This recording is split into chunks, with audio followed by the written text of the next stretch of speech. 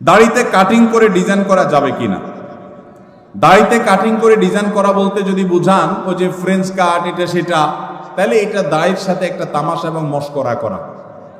নবী করিম সাল্লাল্লাহু আলাইহি সাল্লাম বলেছেন, আফুল্লুহা, তোমরা দাড়িকে লম্বা করো, আর খুল্লুহা, দাড়িকে ছেড়ে দাও। পরিষ্কার নির্দেশ নবীজির।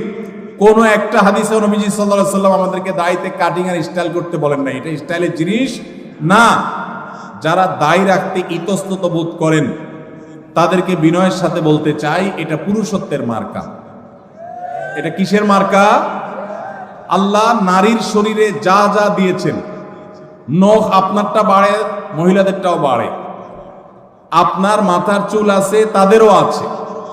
আপনার শরীরের অঙ্গ প্রত্যঙ্গে যেখানে যেখানে যা যা আছে, লোম অবাঞ্ছিত সব তারও আছে।